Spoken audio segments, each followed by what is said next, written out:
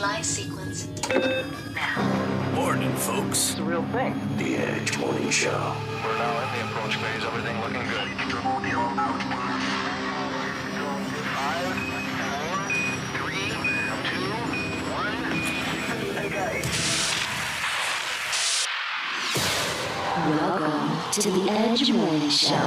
With Chris Knight, Eric Johnson, Fox 2's Faust, and Tabitha Hassell. The Edge starts now. Hello, you're on the air. Hello. Hello. Hello and welcome. Go fly a kite. Go fly a kite. Why are you saying that? It's National Fly a Kite Day. I don't want to fly kites. I like kites. I wouldn't mind if you wanted to go fly kites. You and your buddies grab those kites. Happy National Fly a Kite Day. Kite day. Okay, it's showtime! Hey, it is showtime. Welcome to the fastest 2 hours of morning talk radio you'll find anywhere. The best talk radio in St. Louis in the morning. The Edge. Eric Johnson will be here in a little bit. Brendan Shanahan in for Chris Knight. Well, I guess he didn't make it back. The Lambo didn't make it here that fast. We have fun. Chris will be here in just a bit. Tabitha Hassell, how is your Tuesday morning going so far? So far, so good. I can only imagine when I walk in and you're early, and it's like, what the I heck? used to always be early. Then I got lazy, and now I'm hopefully back to early again. Well, I'm Vic Faust, Fox 2. Appreciate you joining us this morning. We may have some guests calling in. We'll still see what happens with that, efforting all of that. But as always, lots going on. We'll get into it all. You can give us a call. Love the phone calls when you bring them in. All views, all points accepted as always. 636-695-2915, 636-695-2915. And, of course, we love it when you share the show. The show continues to grow fast. We appreciate it. More and more people listening. I mean, everywhere I go now, I hear, oh, my gosh, the show is great. Oh, my gosh, we love it. Try to tune in whenever I can, whether it's Facebook or the radio. Love it when those things are happening. And now on YouTube. And on YouTube as well. The Morning Edge. As Tabitha says, we still have people who, I guess, are following us there.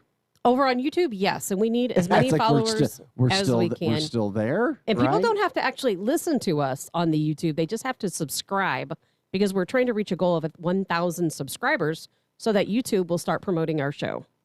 Okay. That's cool. Totally cool. The G7 summit continues. Apparently, the Putin and Biden getting ready to meet. That'll be interesting. What do you expect from that? I don't know. I think we know what Tabitha will say. I think it's Putin in 2 rounds. I can't wait. Our president's going to make it 2 rounds. Is that what you're saying? Yeah. He is going to make it 2 rounds? Oh, it'll be close. Putin's going to take his shirt off, come in on a horse, get into the ring, and then, he'll probably choke Biden out. It'll be submission. Hey, there is something big happening today. Governor Parsons signed a bill to limit future emergency health orders, HB 271, that we had talked about so many times with Ben Brown, who is running for Missouri State Senate. He might give us a call today, but that signing's this morning. So long we talked about this. Governor Mike Parsons signing a bill that's going to limit the future emergency health orders. Republican lawmakers approved the limits in reaction to the COVID restrictions imposed by St. Louis County Executive Dr. Sam Page and others. So under the new law, just reminding you, officials could only issue health orders for up to 30 days. After that, county government would have to vote on whether to keep them in place. And this could come into play when we deal with the fall and possible invasion of flu and everything else. And who else knows what could be here in the fall. It is interesting. Last night, I was looking to see how many people actually showed up for the Cardinals, because if you knew, last night was the first night, full capacity at Cardinals game. You could have a sellout if you really wanted. I don't know if you watched any of the game or saw some of the shots. What did you think of the stands? It was good. I thought it was. I expected a lot more. Cardinals Nation, best fans in America. I still think people are a little apprehensive. I don't know if it was apprehensive, if the Cardinals, because the way they've been playing, they totally sucked. And last night was the worst June. Was not good. It was the worst June they've ever in the history of Cardinals baseball. It was bad. Horrible base running, 2-11. everything. Well, thank God they won last night. But I just thought we would have seen, and it was a Monday night, and it was the Miami Marlins. But I still thought we would have seen more people. I don't know what the announced attendance was, but it didn't impress me at all. I do know that they were giving away a bunch of tickets, too. They gave away. What do you mean giving away? They were giving away tickets to try and get fans to come. Oh, could have been the heat from the Facebook message line, and we appreciate it as always when you message the show as well. Once again, we're consistently told nobody has the interaction that you guys have on your Facebook line. Brad Young from KMOX Radio, when he would come in, he's like, my God, he called me one morning going, the interaction on your show is amazing. He's like, to get that impression, to get people to actually come in and message and talk back and forth is amazing. So that's up to you, the listeners and the viewers, and we appreciate that. Right. We wouldn't, the show wouldn't be what it is without the listeners and without the commenters on our Facebook page. Well, heck, we've been going for well over a year now. Yeah, absolutely. We keep it going. And so many people have stuck with us, and I'm so happy about that and appreciate every single one of them. So that's a big deal with Governor Parson, what he's got going on today. We'll see if anybody calls in from that. Ben Brown trying to give him a call, but that is going on right now. Another big story yesterday we can talk about too, and we've talked about it for the last year and a half. Criminal cases down in local courtrooms, St. Louis City, St. Louis County. That's exactly what the prosecutors told us. Now, we've had both prosecutors on the show, and they've talked about what they're trying to do when it comes to the situations of, you know, if it's not violent crime, maybe trying to find diversion programs in those situations. So that could be a situation where, you know, the new philosophy is taking over. Airlines, surge in traveling. But I had a friend with American Airlines post yesterday on Facebook how pissed he was. He can't get back. They canceled his flight for the second time in a month, 7 hours before his flight. Why? They didn't give they said no reason. Was it Southwest? No, American Airlines. Oh, an American? American Airlines. Well, that's so strange. You I wonder, expect that of like an Allegiant or Spirit or something like that. I wouldn't American expect that of Airlines, anyone. 7 hours before the flight again. They canceled the flight. Did they rebook it or? Yeah, he didn't. Well, he's trying to. He couldn't get out at that. Yeah, they could rebooked it, but not for a while. Are you serious? Totally messed up his plans with American. But not on the same day? I don't even know if it was the same day. I'm texting him now. That is unbelievable. I mean, and they should obviously provide a reason. No, it was the next day. Are you serious? Yep. What if you had plans? I mean, in hotels and... That's what his point was. The plans, the hotels. I have never heard of anything like that. But he says it's the second time with American that it's happened in the last month. I mean, it can't be because they don't have a crew or a pilot. I mean, what could it be? I have no idea. I will have to get to the bottom of that. Yeah, but that's another situation. That worries me. I know. I know. And then Southwest yesterday was shut down almost all day, I heard. What was that for again? I heard that it was something to do with the weather, an outside provider of the weather app that allows them to fly and know the weather conditions was somehow their system was down, and that affected all of the Southwest flights. That's what the official excuse is anyway. Do you think that because you're seeing more of these places being shut down because of the apps or some of the internet do you think a lot of that is because they're hiding the fact that these ransomwares, I think a lot of it is hacking, are becoming more and more, and they're not charging absorbent amounts. It's not like $50 million or $100 million. Exactly. They're like, $100,000, $50,000, $70,000. I think that's a lot of it, and I think a lot of it too is like I've said before, we have a lot of terror activity going on right now, and I do think that a lot of airlines are not going to come out and say, "Well, we had a terror threat, therefore we're going to have to ground our planes or we're going to have to cancel flights." I mean, just think we've had 3 incidents in the past 2 weeks on Delta flights, which is pretty extraordinary. Really, that is crazy. It really is. Did you? There was the video of the pilot asking for. Yes, all strong men to come to the front. Yeah. Obviously, no air marshal on that flight. Yeah. They're going to have to step up air marshal activity, I guess. But 3, just think 3 Delta flights within 2 weeks in which a person tried to access the cabin. That's a very serious situation. And it's not even really being talked about. Well, we were talking about in our news meetings yesterday on Fox 2. Like, why is it happening? Is it post-pandemic? Is it people just losing their mind? What is it? I would like to know also. Is it because you get vaccines? They're making crazy people go stuff crazy in all of our bodies. They turned on the 5G and everybody went nuts. Oh, man, oh, man, oh, man. That's another issue we can talk about. Another thing, and I hate how things get thrown under the bus. Radar-wise, you're not going to hear about it. I shouldn't say thrown under the bus. Swept under the rug, so to speak. Mr. Schumer in New York. Did you guys hear what he said yesterday?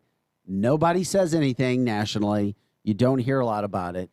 But Senate Majority Leader Chuck Schumer, in the year 2021, after everything that he has done and gone after Republicans, gone after the president or former President Trump, if you're throwing stones, once again, you better not live in your glass house and you better watch what you're saying. Schumer apologized yesterday after he referenced developmentally disabled children during a podcast interview, calling them retarded. Oh, my gosh. I did not hear that. Wow. That's huge. Schumer, Mr. High and Mighty, sitting on his high throne, throwing fireballs down at anybody and everybody he can, calling developmentally challenged kids retarded. Well, that's certainly not politically correct. At his age and his experience and his political clout and dealing in issues and situations on a daily basis, what would happen? Now, he did apologize. Now, he used it during the segment on Sunday's episode of a podcast regarding congressional efforts to combat homelessness. That's when a co-host brought the subject up. He mentioned that some initiatives for sheltering homeless people have faced resistance in New York City. Schumer then brought up Biden's administration's proposed American Rescue Plan, as well as his own past experiences as a politician encountering opposition to housing proposals. It's very interesting. He said, here was a statement. When I was first an assemblyman, they wanted to build a congregate living place for retarded children. The whole neighborhood was against it. So the word Schumer used, widely considered, it's outdated. We know that. I can't believe that he said that. I mean, I really can't. And didn't stop himself there. Who says that He word had these to days? be told about it after the fact. He acknowledged that it was inappropriate and outdated. Yes, it is. So Both. through a spokesperson, they said, quote, for decades, Senator Schumer has been an ardent champion for enlightened policy and full funding of services for people with intellectual and developmental disabilities. He is sincerely sorry for his use of the outdated and hurtful language. He never said he was sorry. His representative did. His representative came out, but he didn't. Now, what do you think would happen if that was Trump or a conservative That's that my said point. that It's word? I just want things to be fair. What do you think would Things happen? need Canceled. It would have been cancel culture. bye. Like when Trump, they claimed, mocked that journalist, which in my opinion, he was not mocking him. But look at the outrage that came out. Yeah. Why don't you think Trump was mocking? And that what was that? Because people have seen that video where he does his hands. Yeah. I kind of think he was mocking. You think I was? thought he was mocking. Yeah. Now I keep an open mind. If I'm wrong, let me know. Most people in life aren't willing to admit that they're wrong. Well, because somebody at the time, and I'd have to go back and look, showed other videos where Trump made those same hand gestures and had nothing to do with that guy. Oh, I don't know. You think Trump was really mocking him? I don't know. Yeah. I mean, I hope not, because if he was, that was very childish the and immature. world has completely changed. I mean, there's a big difference between on regular TV, you would see people making that same sort of gesture, like, Which whatever. is wrong. Totally wrong. But you used to be able to see it, and people would gloss over it. But as times have changed, you just can't do that anymore. It was obviously it was the same exact gesturing and mockery that you would have seen on some sort of sitcom, 15 years ago. Well, I hope that wasn't the case. I always believed that he didn't do it intentionally. It would be upsetting if he did. Well, because I saw the other videos where he made similar but gestures. you still think he's going to be president before He's this president comes up. now. Man, oh man, this talk goes by so fast. And we didn't tell him happy birthday yesterday, by the way. We forgot. Well, we haven't said a so lot of happy birthday. belated birthday to President Donald Trump. Hey guys, President. The show goes so fast. We got to take a quick break. We come back. Eric's here.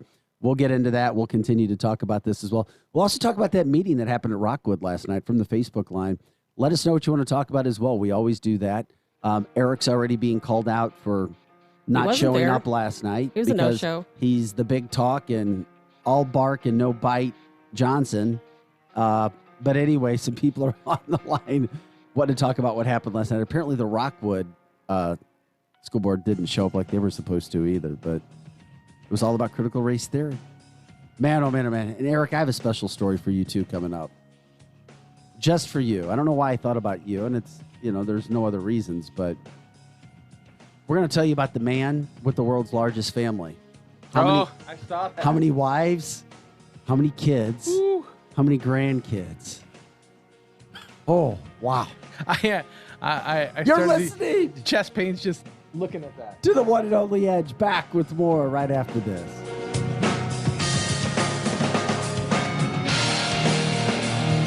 The Edge Morning Show. Yeah, we know we don't start as early as the other shows because we're a lot smarter.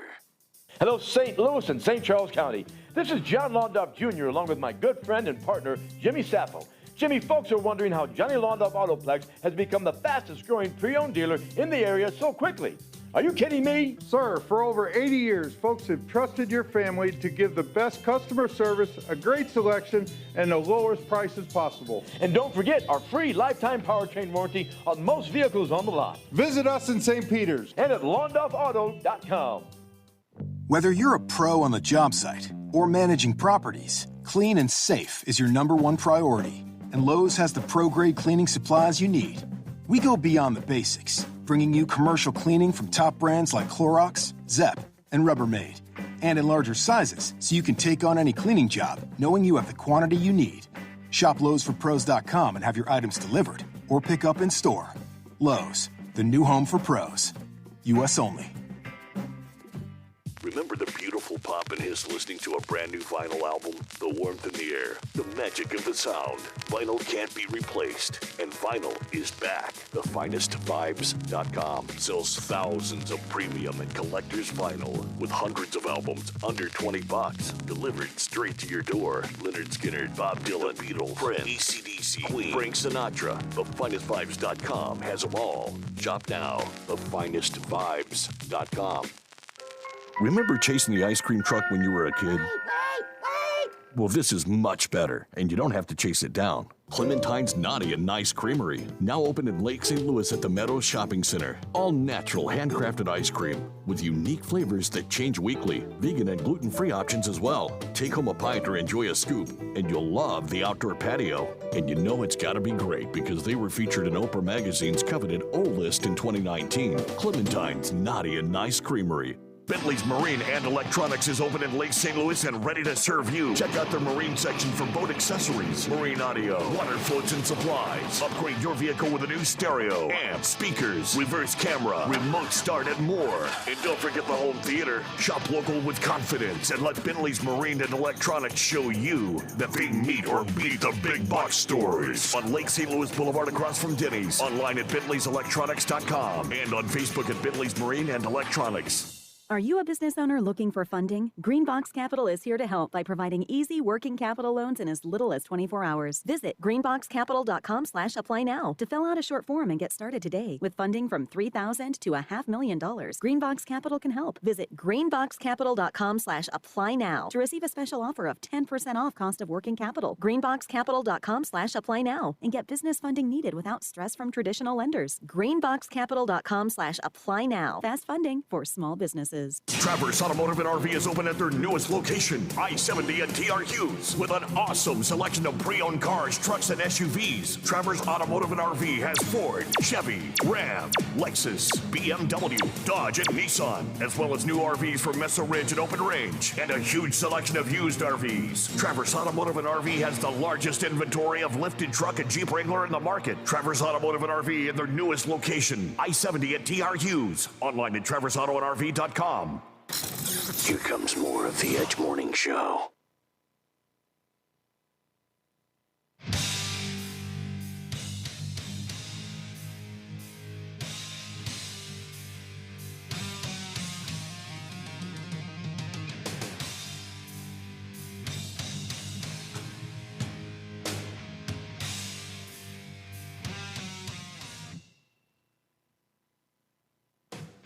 Hey, welcome back to The Edge, everybody.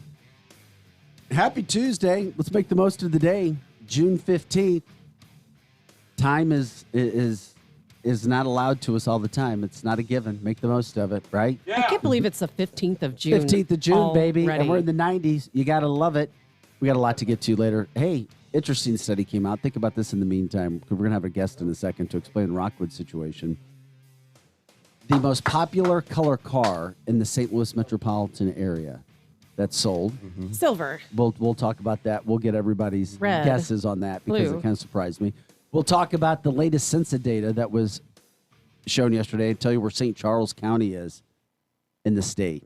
Very interesting. Got to be growing. The interesting things I thought were St. Louis City for different reasons, St. Louis County, Jefferson County, the Ozarks, and Columbia, Missouri, and Springfield, Missouri. All those towns with interesting things, and we'll get to all of that in a second. Do we have a caller? All right, we got Sherry on the phone. She's giving us a call because right when we were going to break, we were talking about critical race theory. I know this is something that's near and dear to Eric's heart because you brought it up yesterday.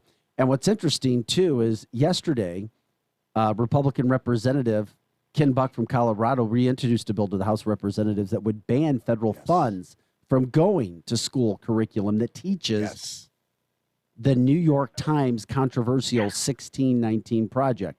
If it hasn't hit your school district yet, it will.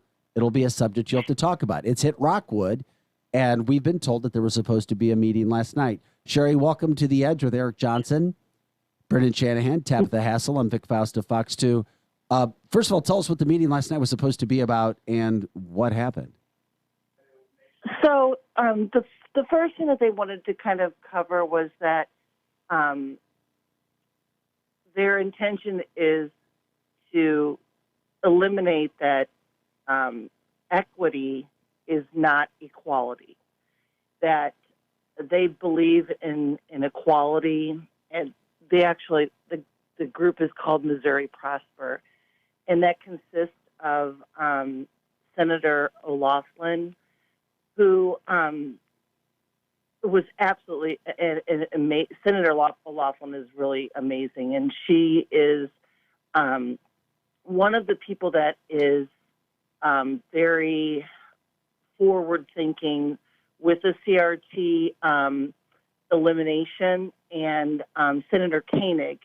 They're both Northeastern senators, and they both were there, as well as the panel consisted of, let me see what their names were here. Well, you had this panel. It was what was the goal of the meeting last night? The goal was basically to educate every person that attended what critical race theory is. Okay. And what they are doing, like to eliminate it with the bills that they're trying to pass. And namely, one of the things that came up was that in the schools that there were representatives from Kirkwood School District, Parkway, Lindbergh. There were people from all different school districts. It wasn't just Rockwood. And that if the people got together and they knew about other different types of CRT things that were coming up in their school, that they offered those up to the panel and told them one of the things that was like across the board were these surveys that they are doing in our schools that are supposed to have permission from parents in order to do these surveys.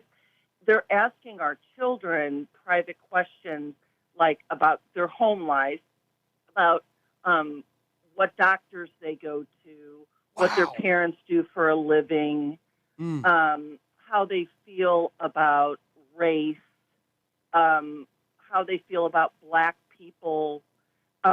Very, very critical racist survey.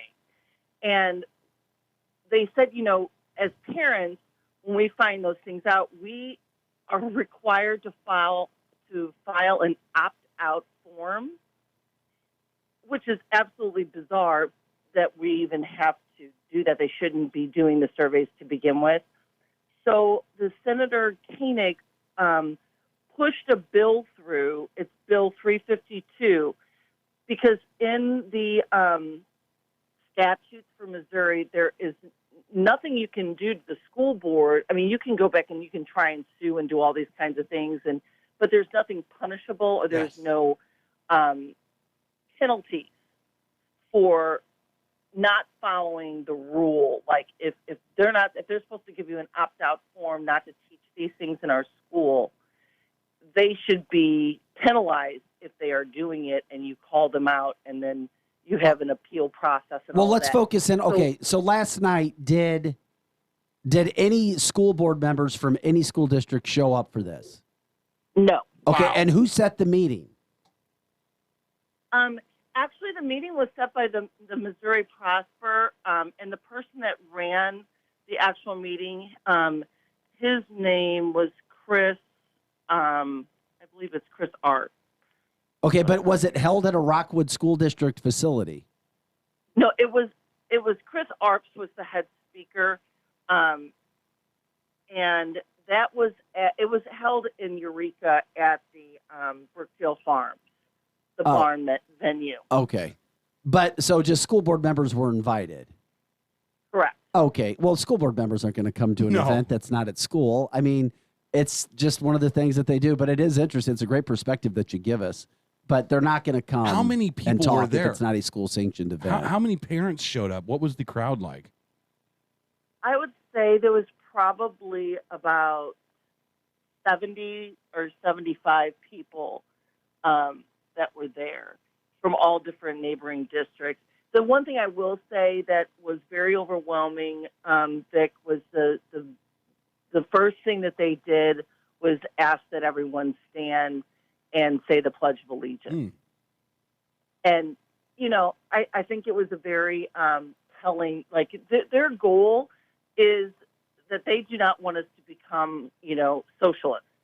And that Martin Bennett was also one of the panel members. He talked about the Missouri standards, how they're, it's not the curriculum that the parents need to worry about. It's that the parents need to ask to see the lessons, because the lessons, who's ever teaching the lessons, that is where they're weaving the CRT into our children's learning. Yes, every place. It's all But over the place. But where is this going to go? I mean, if they're having a meeting that has nothing to do with the school board, with an outside group and a bunch of parents, when in the how past, is it going to affect anything? When in the past did you ever hear of anything like this Oh, happening? no, I think it's great, This is and the I'm so beginning. glad they did it. This is pushing the bolt. That's why I'm asking Sherry the question. Sherry, what do you think is going to come out of this? I mean, how does it actually affect anything that the school board decides to do? Because they could just overlook it and say, well, that's just a bunch of parents out there. No. We don't care. Let me answer for her. Well, no, you can't answer for her. I asked, Well, it's just I an asked her the opinion. question. It's just an Well, you opinion. can give your opinion after just an Sherry opinion. after Sherry gives hers. The deal I is don't this. get to ask a question? No, you don't, because you're short. No, I think Sherry You would had agree. to have attended the meeting, Johnson, in order. Yeah, to so have forget you, Eric. No, so Sherry, I want here's to the- know your answer to the question. And then Eric I was can there tell in us he didn't go to the spirit. meeting. I was would there in like to have spirit. been drinking drinks with Brett Hall, but I was at the meetings. But so I would say that the thing that they're doing that overrides, and I keep thinking over stuff, is that they have a lobbyist that is in Missouri, and that they have a great panel of supporters. So the one thing they're doing is they're pushing all these bills. And one of the bills is obviously a mask mandate. They want that it be completely removed, that you can never, ever have our children during a pandemic or otherwise wear a mask in the entire state of Missouri. And the reason that they would do that is because they feel that it should be it should be with the parents. It should be that is your prerogative, it is your child. The second thing is with the CRT is that they do not feel that anyone should be able to teach a value system to our children in a public school, that they are there to teach the basics, math, reading, writing, that's it. And to prepare, and they said the thing is, what has happened and why CRT is so prevalent is because they pushed it in colleges. And the teachers that we currently have teaching our children were taught CRT during college. So when they graduate, they don't think that there's really anything wrong with the way that they are teaching. And by having this include, they don't see it as racism. Well, because they were taught it in college, and now they're doing the same thing where they're indoctrinating our children even more and more that are in college. And by the time our children, the children that are in grade school now, would reach college age, we would be socialists. Well, we appreciate you giving 100%. us. No, we appreciate you giving us a call today and giving us an update of what's going on there, because it's certainly a big deal. I'm assuming you have kids in Rockwood? I do. Okay. I've had 2 graduate from Rockwood, one Eureka and one Marquette, and then I have an 8-year-old who is in 2nd grade. And I do have one thing to tell you that I thought was really comical. They asked one little boy in the survey, they said, so when a teacher asked them for the survey, when did you decide that you could see a difference between black children and yourself? And the little boy said, just now. Wow. Because they don't see color. Wow, that's powerful. That is powerful. Yeah. Wow. Real quick before you go, has Rockwood said that they're planning on pushing something through with critical race theory that you're aware of? No. Okay. They're in denial. They're really in denial that they are teaching critical race theory. Okay. Well, there you have. So I will also tell you have a new follower that was on the panel that was very interested in your show, and her name was Jessica Clark, and she actually does a podcast called Wrong Side of the Black podcast.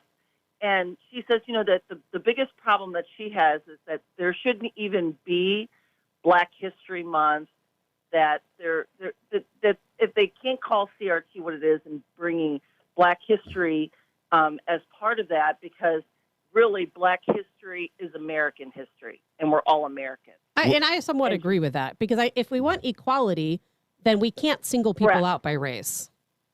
Yeah, and we're grateful. And she said it's not moving us forward. It's not moving us forward. Not progress. That we're digressing because people don't want to keep hearing about slavery. That we're being oppressed. And so she brought up all your points that you've talked about in the past couple of weeks. She basically hit on all of them, and it was a really great panel, I have to say, that they put together. And there was also another Indian, Sakir was a gentleman from India, and so it was very diversified, and I thought they handled it very well. And this Andrew Koenig, just so you know, the penalty if you object to any school district teaching your children CRT or discussing religion in school, anything that you as a parent is against the school teaching, and you put it in writing and you submit it to the board, if they do not comply with your wishes and continue to teach your child, then you are eligible to receive a full refund of your tax dollars from your real estate taxes from the previous year, according to Bill 352, or $1,500, whichever is greater. Wow. We appreciate it. Hey, Sherry, thanks for calling in today. Keep us posted on any more updates when it comes to that situation. Sounds great. Thanks, All guys. right, and thanks for listening. And heck, if you're talking, is it Jessica Clark? Is that what she said? Yeah. I think was it Jessie Clark or Jessica Clark? I guess the same thing. Yeah, we appreciate We'll have it. to look that up. No, we love when people are listening. Interesting call. We didn't know we were going to get this morning, but we're glad that we could get into the situation that was there. It makes you think and wonder some of the situations we're dealing with. That's for sure. The school, I thought it was a school board meeting leading in, just so. I did too. I thought it was a school board members meeting are also. not going to show up for those situations. No. When it comes to that topic and everything else that's going on. And we scared Eric away. He got mad because he couldn't ask the question. No, he had an emergency. He stepped out. Hopefully he'll come back in. Well, yeah. Anyway, taking your calls, taking your phone, the phone number 636-695-2915, 636-695-2915. Facebook as well, 100.7 The Viper. Love it when you share the show. That's what we're doing. That's what we're trying to get going as well. Yesterday was the last pandemic task force meeting. They came out. Dr. Alex Cars, we talked about this. They said they've reached all the goals of reactivating the economy, lowering cases, and getting everybody back to work. So the pandemic task force said that they've done that. So now it's time to disband. See you later. At least. Good riddance. At least for right now. Yeah, for right the now. band has broken up. Yeah. Let's hope there's no reunion tour. Yeah, no kidding. But there's also a new vaccine called Novavax. So, have you guys heard about this? No. Novavax. I've heard of it. States that they take this vaccine takes care of every variant as well. That's the new news. Novavax takes care of it's a 2-dose vaccine that takes care of every variant as well. 90% effective, whatever that means for all of us. Is it effective 90% where it stops transmission, or 90% effective with symptoms, or 90% effective in all the above? I don't know. I looked it up and I tried to find, and I could not find any verbiage, vocabulary that stated such. I read an article about it, but I mean, I think I've lost so much trust in the medical community and these vaccines that I didn't get any further with it. I just don't care. I really don't even care, because I guess to me, I'm not going to get a vaccine. On my way here, I was listening to KMOX, and they were talking about, the cases have dropped because so many people have been vaccinated. Yeah. And that has stopped the spread. I'm like, that's not telling a full story. No, it's not. That's telling That's a part of the national story narrative as well. It is. And that's telling part of the story. The cases have slowed down because a combination of, yes, sometimes people getting the vaccination, but more so, herd immunity starts with natural immunity. People who've gotten the virus and now have natural antibodies and T-cell memory. Man, there's so many headlines that are out there too right now. And at some point, and I can't wait to hear Brendan's story about his daughter, because I really can't wait to see the reaction of the listeners. Well, considering when they hear about this. Well, here's the thing. Considering the fact that we were just coming out of that story when it came to Rockwood, Brenda, did you want to share your story about the experience you had with your daughter? Sure. So I dropped her off this morning at Francis Howell Central for summer school. And as we were pulling into the parking lot, she screamed that she forgot her mask. And I said, well, you don't need to have a mask. And she said, yes, you do. And I said, no, we've done the research. We talked about it. I said, Vic did the story on it the other night on Fox 2. And she said, no, if you're not vaccinated, they said you have to have a mask. And they wrote it down and asked you if you were vaccinated beforehand.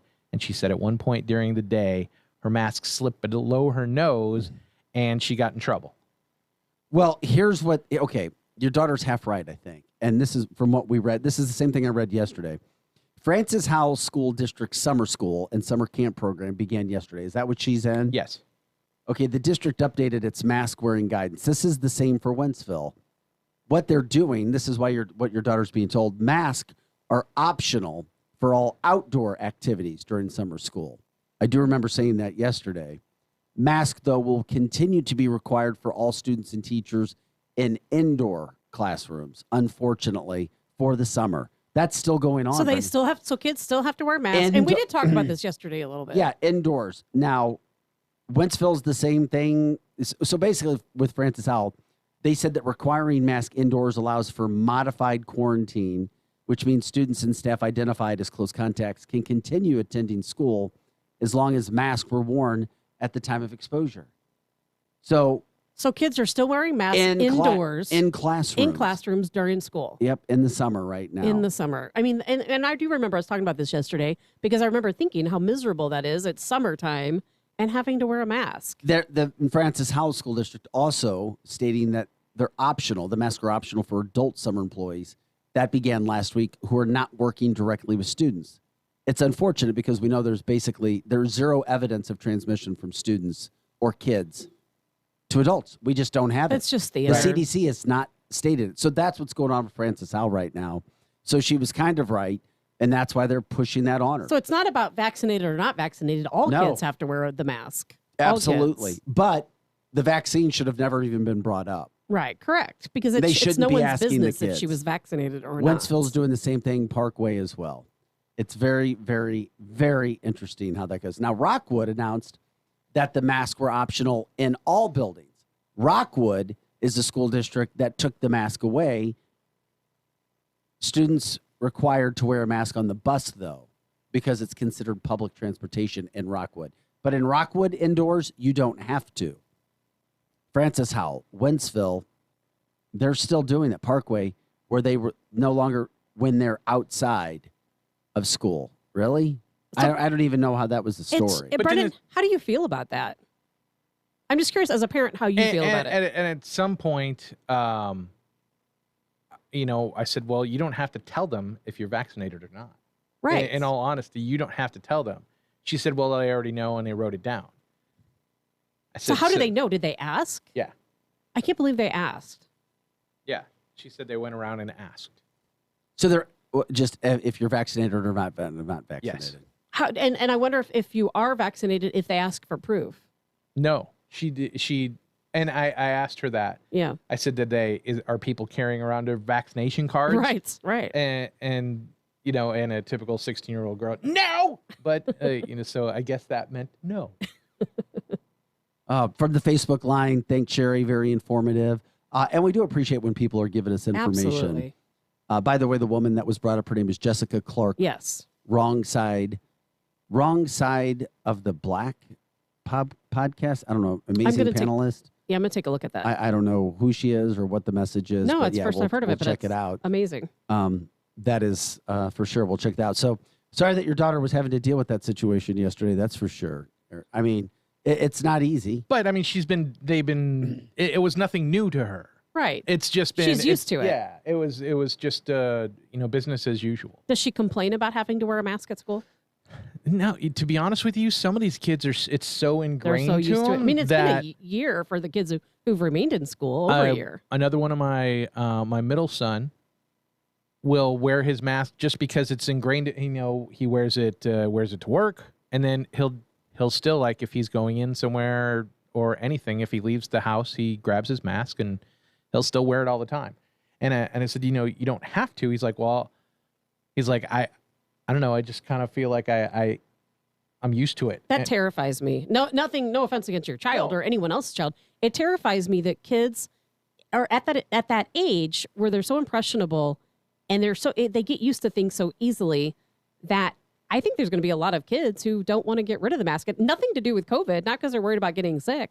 They're just used to wearing it. It's like putting on your socks or your shoes. But now my oldest son, who went to college at Central Methodist, COVID didn't exist. I mean, it did because they were one of the only 2 colleges in the entire state that tested every student on a regular basis. Oh, okay. So he was tested like 18 times, but plus he also played basketball there too. So he had to test more for, you know, other reasons, but he tested like 18 times and never tested positive. And in certain aspects, you'd see people wearing masks here and there, but we'd go to visit and for sure, nobody in the town ever wore masks. Isn't that something? Just like so many Missouri towns. There's a lot of here in Missouri, a lot of towns like that. And I don't see any crazy outbreaks like, let's say, in Ironton, where I've been going out to Farmington and Ironton throughout this entire pandemic, and I very rarely see people in masks. And guess what? The people are still there, right? Yeah. And by the way, hi to, I guess it's Glasna from Naperville. We appreciate you joining us. I know we have listeners from, all over the country. Please send Lou Malnati's. What's that? She'll know. Lou Malnati's. Lou Malnati's. It's a pizza. Or some San Fratellos. Yeah, I was like, what the hell are you talking about this morning? I would rather have San Fratellos or Aurelio's. The other thing that's happening right now, besides I was talking about the Novavax, the new vaccine that's out. So now there's a fourth, I guess. St. Louis City is also talking about using a lottery system to try and increase COVID. Well, of course. And COVID vaccinations. Vax for the win. They're considering using a lottery as an incentive to try to boost the lagging COVID vaccination numbers. Because as we know, if you haven't received a vaccine by now, you've obviously decided you don't want it. There's not a lot that's going to make you decide whether you should get it unless somebody is going to give you money or give you something in return for your body. So basically, the Post-Dispatch reported the money for this lottery would come from some I know where it's coming. The $517 million in federal pandemic aid that they've been holding on to. That they've been holding on to, that the city is receiving. The lottery idea came from a city board advising Mayor Tashar Jones on how to use an initial allotment of $68 million in federal aid. So if your goal is to get vaccinations and people aren't doing it, you got to come up with an idea to get people vaccinated.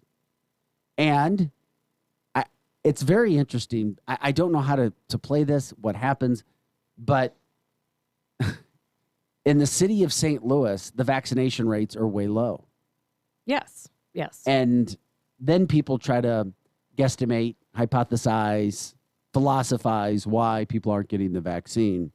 And I think it's disingenuous to tell people that they're not smart enough or absolutely that if they don't understand and try to bribe them with money and then try to bribe. if we want to get the vaccine, we get the vaccine, but don't try to. It's for our own health. Don't try to bribe people. I think this has been one of the worst things our country has had. It's bribery. Yeah. We should want to get the vaccine if we think it's going to work for us. If we don't. Does it? I said this on the show about a month and a half ago. Doesn't it concern you that there's so much bribery to get vaccines? Are you kidding? I talk about it all the time. It really rubs me the wrong way. It leaves a bad taste in my mouth. We're all going to get like a whole string, like 20 of those raffle tickets, and we're going to drop them in. Oh, I'm going to put it in the scratchers bucket. Exactly. And then you get your shot. You have to ask why. Why do they want us to get this vaccine so bad that they're willing to put in millions? But we know that's not the real reason, or at least I speculate it's not the real reason. But St. Louis County, they want to give out $100 gift certificates or gift cards, like Visa gift cards, when you get the vaccine. $100 to every person that gets a vaccine in St. Louis County. It's desperation. And I always say try not to act Street. in desperation But ever. why? But why? Why do they want us to get the vaccine so bad? Look how many people die of the flu. Sometimes 80,000 people a year in the United States die from the flu. 80,000. They've never given away anything to get a flu shot. Well, I don't know. And here's the mixed messages. And think about this when you're watching, if you do watch news or read news. You have the St. Louis Metropolitan Pandemic Task Force saying that their last press briefing is over yesterday. But they're not disbanding that board. Of course they're not. They're still together. Because the 20th wave is coming Why in. do you think that they're still together? We know why. They expect something else to happen. Of course they do. Is it planned? Is something going to come out from the CDC? Why not, hey, everybody go. Exactly. No. And if we need you again, we'll bring you back. But they don't. They keep it together. It's staying together. And now they're saying RSV is the next new thing. Have you heard that? No, I have not heard RSV. Respiratory, is it syncytial virus? I don't know how to say it. Yeah, I thought that was just something that babies got. Babies and elderly. And in California, they're saying it's a really big deal, and it could potentially lead to lockdowns in California, which is insane. RSV outbreaks, they said, like they've never seen before. So what's going to happen? Are we going to have other viruses, they're going to say, are outbreaks, and all of a sudden they're going to have this pandemonium, and everybody has to stay in again? Something's coming. Or is it COVID I'm just telling you, resurging? Something is, you're right. Absolutely 100% right. I've been in the news business 24 years. You are absolutely right. I'm telling you, something's coming. This is why I brought up the word and I used the phrase mixed messaging. Yes. Because in one sense, we're saying, hey, everybody needs to get vaccinated so we can end this, we get back to normal. But we're also getting messages still from the CDC and health officials, both local and national, that, well, something could happen in the fall. Something could happen in the fall. And I'm like, what? Wait a second. And you get so much thrown at you as an average American consumer of headlines, of news here, news there, that it's like sometimes we don't even think about it. I do in the news business too, where I'm like, wait a second. We're talking about doing this story, but do you see what's down in the second block? Right. Doesn't that kind of contradict that? Huh? Because we're always like, oh, we're moving so fast. We're here, we're there. It doesn't make sense, but yeah, we'll get into that. Hey, we'll talk about the census data, where people are moving to, let you know where St. Charles County is, something about St. Louis City, our region. And what I found was interesting about the Ozarks, the Ozarks, Columbia, Missouri, and Springfield, Missouri. Plus, we'll also get to the most popular car in St. Louis color. Think about that as well. Very, very interesting. Now, just a little question. There was a study that showed 26% of people say that they're wanting to quit their jobs right now. Does that have anything to do with? Does that have anything to do with people moving to the Ozarks and retiring early? I don't know. All right, I guess there's we'll find also a major shortage in chlorine. We'll tell you what's going on with that as well. My, oh my. Hey, you're listening to The Edge. That's already an hour. Fastest 2 hours of morning talk radio you'll find anywhere. Eric Johnson.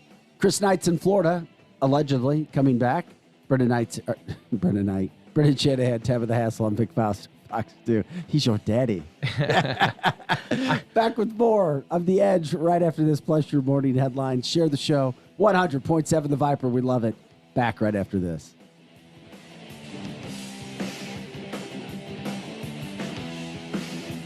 Today, I'm taking it to the streets to give people the good news. Oh, excuse me. Hello. I'm Flo from Progressive. And did you know... No, I'm just waiting for the bus. So then you have time to hear about how with Home Quote Explorer, you can check if you're paying too much for home insurance. Yeah, if I was interested in talking to you, which I'm not.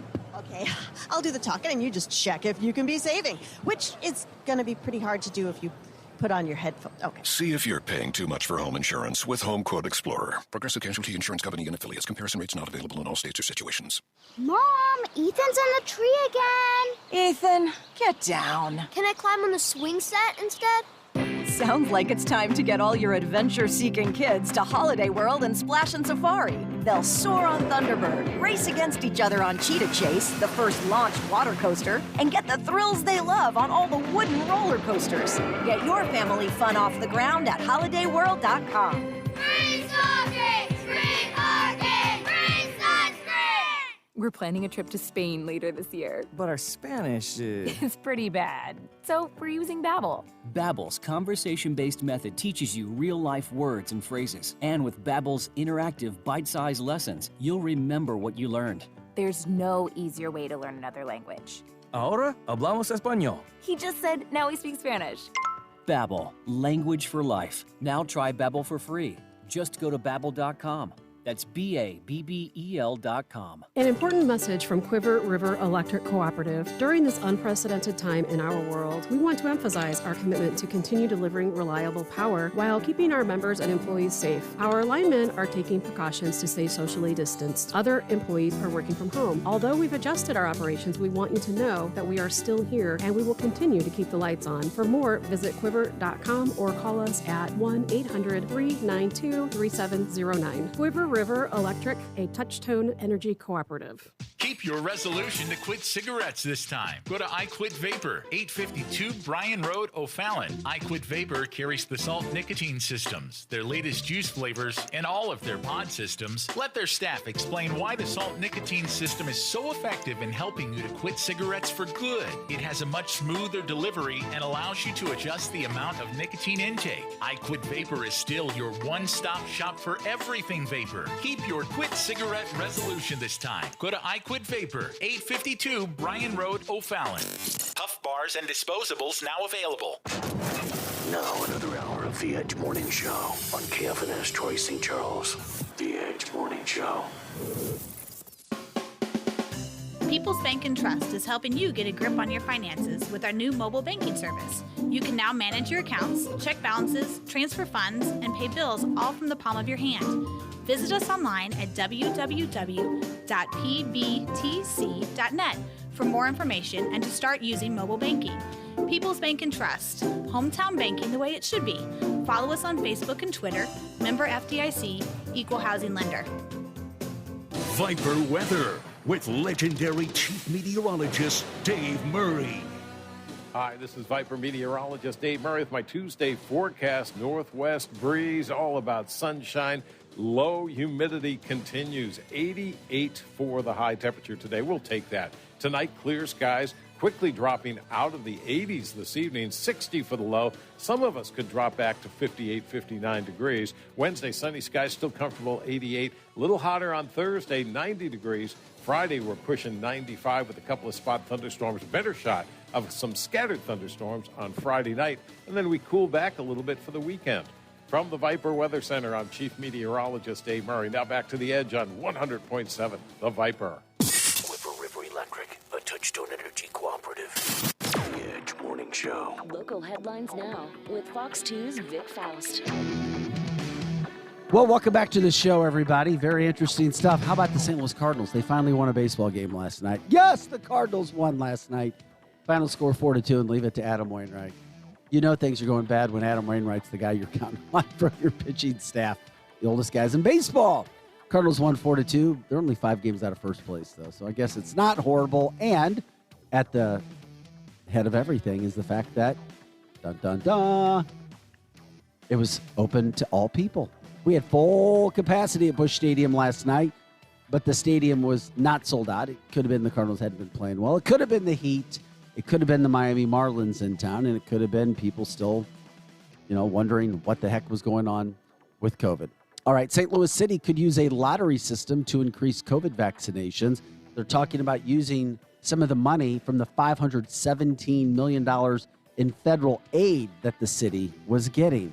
How much of that would be used for the lottery, I don't know, but there is a clear push, obviously, to still try to get lagging numbers from vaccinations up in St. Louis City, where there is a large, and I repeat, a large amount of people who still have not gotten vaccinated. Good news for St. Louis Children's Hospital. They do a fantastic job, and it shows every year. They ranked in the top 10% of hospitals, children's hospitals in the country for the 13th consecutive year. Webster University receives a $1 million federal grant for mental health services and studies. That is an awesome situation going on there. Also on fox2now.com, if you haven't seen this, check out some shocking jail video which shows a correction officer's role in an inmate's assault. The correction officer is seen allowing certain inmates to basically beat the hell out of another one while he's there letting it happen. You hear stories about this happening when it comes to prisons and jails and correction centers. That officer is no longer around, but it just shows you some of the things that happened because there was video. Very, very interesting. Governor Parsons signing the HB 271 bill today to limit future emergency health orders. And St. Louis Airport optimistic after there's a surge in travelers. Let's look at your morning headlines. The Edge Morning Show.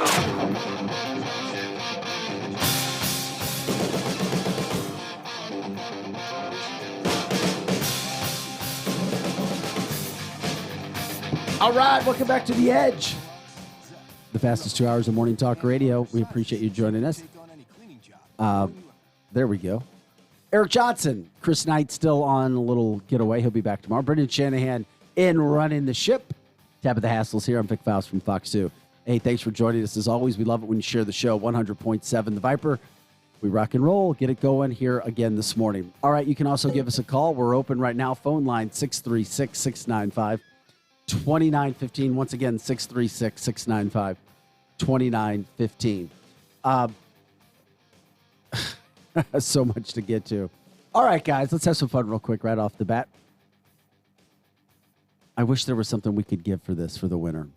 What is the most popular car sold right now in the St. Louis area? The most popular vehicle in the St. Louis area. Tabitha's already in on a guess. Now, what this is when it comes to those popular cars, usually, let's see here. The actual car or the color of the car? The color of the car. The study examined 9.4 million cars on the road to determine the share and the favorite color. And I said silver. Then I'm going to tell you, the nation's most popular car color, black. Oh, that's what I was going to say. I guess that's not surprising. The nation. Now, they did it by state. And in the state of Missouri, gold. We got Tabitha, you're silver. You're in at silver. Brendan says gold. And they did it by shares. And it was really tight. We won't let Eric talk. It was very tight. Eric, do you have a guess on the most popular color car in the St. Louis area, at least determined by the study? I don't know. What it would be white. Buzz. I'm sorry. White? Eric's going with white. When I looked at this, I probably would have said white. And I'm not just saying that. Really? Because white is right. White is your it number. Really? Eric's got it right. Dang. White barely edging out black, 23.9% to 23.2%. And then there was a sharp drop all the way down to gray at 15%. Gray was third, silver coming in at fourth. I can't believe white. I would never buy a white car. Ooh, Eric. What I felt was interesting is there's actually people driving around in purple cars. Purple came in last at 13. Oh my goodness. In Miami, I think it's like a teal blue. Which would be pretty. Especially in Lamborghinis. Yeah. Chris just picked up a new Smurf blue Lamborghini. Smurf blue. I call it Smurf blue. It is Smurf blue. I love that color. The Smurf Bikini. I'm going to paint my Jeep that color. But I just tried to have some fun. I thought that was interesting. White. I can't believe that. White is the right color in that survey. But it's not in the rest of St. Louis. I know. For what? Tabitha.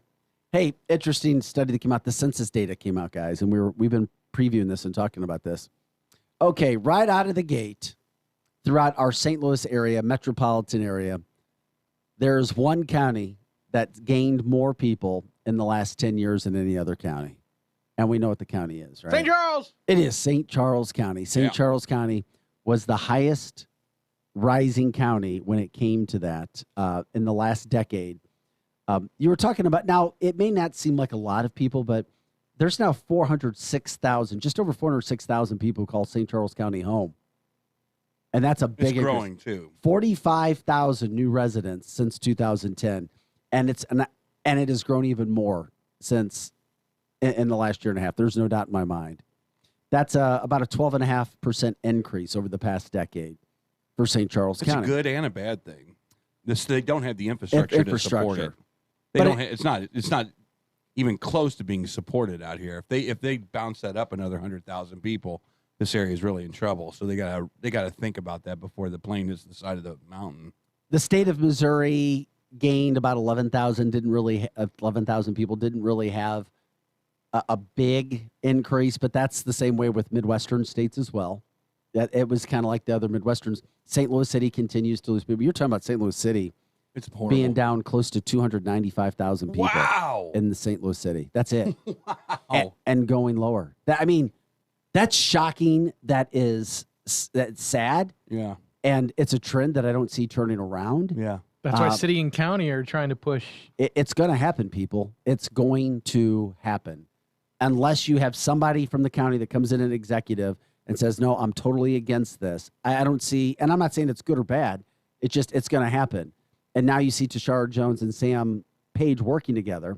But it is interesting because a merger would also eliminate very important positions of people in St. Louis City that they don't want, because there were several people from St. Louis City who fought against the merger last time because they'd lose their job. Yeah.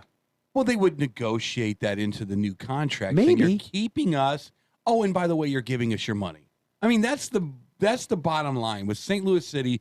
It's like they backed themselves into a wall. They're not friendly business wise. They're not friendly safety wise. They're not friendly social wise. Their dilapidated buildings don't want anybody. You don't want to move anywhere down there, do you? No, but here's the other thing. It's not back- just the city, Eric. It's the county. St. Louis County lost population as well. Well, it's because they They should be growing. No, I mean, it but was like people like me saying, "Man, you should move out to well, Wentzville." this was the same this is the past decade. It's not just now. You're right. But St. Louis County losing people. It's taxes. You should be growing people. It's taxes. They look at places like Ladue and they think, man, that's our windfall. We're going to go to the Laduians and take all their money. And people in Ladue are like, you know what? I've had enough of this crap. Chesterfield's the same way. The people are getting smart. Nationally, they're moving out of New York, California. These are beautiful places. I can't believe you would want to leave New York to go to Idaho. But that's what's happening. Well, Jefferson County came in right behind St. Charles. They're also on the rise. Really? Jefferson County saw an uptick in the last 10 years. Jefferson County has it going on as well. The meth business is They're booming. Stop it. This isn't 1990, 2000 anymore. This isn't Breaking Bad anymore. They've moved on to other things across the state. That's what the DEA tells me. Unfortunately, it's scary. It's fentanyl. That's being moved. Which is worse. And party state. Yeah. So anyway, Jefferson County doing well. Those are the two. But nobody else has grown. Those are the two: St. Charles County, Jefferson County. What does it deal with Lake of the Ozarks? And we're getting to that right now. The two biggest increases in the state for areas: Columbia, Missouri, and Springfield, Missouri. That's where the biggest population growth is taking place, according to the census data over the last 10 years. Once again, Columbia, Missouri, Springfield, Missouri, 2 college towns. Yeah. I thought that was interesting. Okay. Jefferson City is losing people fast. Jefferson City. A lot of people moving out of Jefferson City over the last 10 years. And finally, one of the other big notes is the Ozarks. Lots of increase as well. Uptick. And the Ozarks started to trend more. This was a 10-year data, but they started to trend more in an uptick in the last 5 years. Yeah. More and more people moving to the Ozarks. Wouldn't Just you? Interesting. Well, if you could do it. I Absolutely. would, but how would you? Home there. If you, if you could find work there, or I guess if you're retiring. No, what COVID has taught us is that Zoom meetings are amazing. Your business can thrive online, and I don't need to live in downtown Clayton anymore to do my job. I can go literally have my picnic table right by the lake, right by my boat. I can have for people who are working from home. Yes, exactly. So why wouldn't you want to do that? I would. If I could, I would. Yeah, it's amazing. You know what? Like I told you guys before, I don't think there's going to be a major American revolution. I don't think the liberals aren't going to be able to attack the conservatives and vice versa. The conservatives are just going to look at the liberals and just shake their head and go, screw you. Did you hear about this county in North Atlanta? This county in North Atlanta who pays all the bills for Atlanta, very posh place in Atlanta, has now filed to secede from paying Atlanta taxes. They want to run their own businesses because it is becoming so overwhelmingly crime-ridden. Yeah, to take care of everything else. I'm not surprised. So, like, they've raised the money. It's in the legislature, and now they are going to secede, if that's the right word, from Atlanta. I think that's the revolution. It's really simple. It's really simple. People are done with this. They're going to secede from these schools. They're going to secede from these counties. St. Louis and St. Louis County, have at it. You guys make a baby for all I care. You guys are so...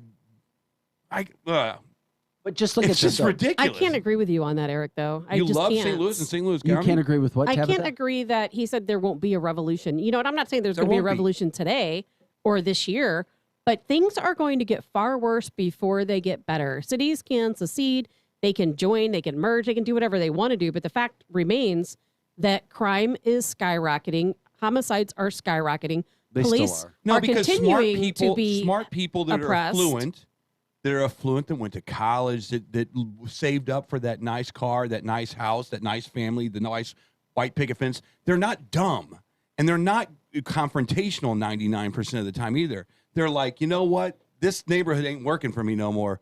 Where would you like to live? Yeah, but we have to also... And right now they got Texas, they have Idaho, they have Florida. If those places get over inundated, those same people will go, where do you want to live? They're going to go to Australia and Canada and places where they're not nuts. Well, I mean, I agree with you that people are moving and they're trying to take care of themselves. But think about this. We have inflation. What's going to happen if we start paying people $15 an hour and then you're going to pay $8 for a Happy Meal? This is a problem. Inflation is getting so bad. Taxes. We ran a story last night on Fox 2 as well, talking about how the gas experts, people in the fuel industry, if you think gas is high now, we're being told it's going higher. $6 a gallon right now in California. It was $4.50 when I was there. Even higher. It was $2.90. And they're That's the talking plan, about though. this publicly. Vic, that's the plan. I know it's the plan. Why do you but think XL Pipeline got shut down? Americans, wake up.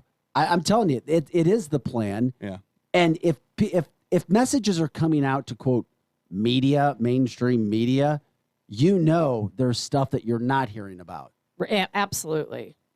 And when you're talking about $6 a gallon already in California, I mean, dear God, look how fast everything changed when it came to the gas. And is there really a reason why it could change so fast in under a year? You're in the biggest international game of Clue you've ever known. The deep state knows what's in the envelope. It could be the knife in the guest room with the butler. They are the only ones that know what's in that envelope. The rest of us in this room and on TV, we're trying to figure it out. We're putting the evidence, the pieces together. XL Pipeline now has been destroyed. Well, what does that mean? They want prices to go up. They want the renewable fuels to come in. They got rid of the barrel traffic from where our natural resource oil is up in Alaska. That's gone. Critical race theory. We just found out about that. There's another piece of the puzzle. Supply and demand, Eric. You know what? People that I know that own restaurants, I mean, they're having to reprice menu items, particularly things like chicken wings. They have to reprice them. They're having to raise their prices because of the supply and demand. They Chlorine want that. That's part of the puzzle. Right now, supply and demand in so many fields is such a big problem. And guess what? That raises prices up. And then we have corporations who are having higher taxes. And guess what happens to corporations who are being taxed higher? That they pass that down to employees and to us. Yeah. And people can't save money for retirement because it's going to reduce the employer contributions to the healthcare plans and their 401k. What you're talking about, and I'm not saying it's a problem. Here's the problem I have is that you're chasing the laser light that they want you to chase. It's like a cat. It's not. Nobody's chasing a light. That's what's happening in our lives. You ever take a laser light and put it on the floor and the cat chases it around? You're manipulating that light. You're smarter than the cat. So when we have these conversations, we're not having the bigger conversation like what's really going on here.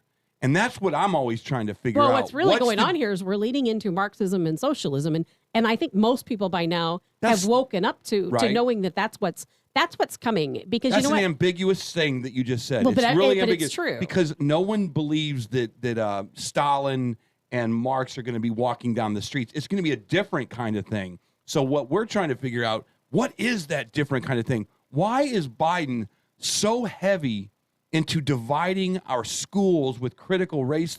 Why is that?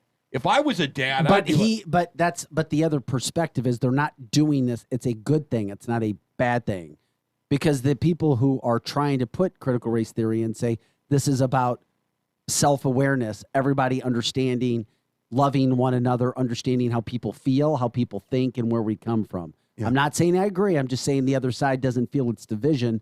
They feel it's inclusion. I know divisive. They feel it's inclusion and inclusivity.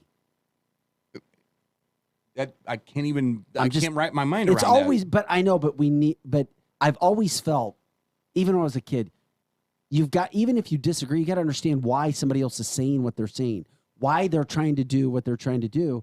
And in their minds, they don't think that they're trying to do something horrible unless you have those devious and that's the thing, bad Vic, apples who are I think they're coordinated. That's the problem. I think they're all coordinated with each other. I think the XL pipeline is coordinated with critical race theory.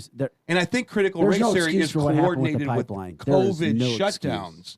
And I think COVID shutdowns are coordinated with... It's all part of a master plan, Eric. Inflation. And I think inflation is coordinated with raising corporate taxes.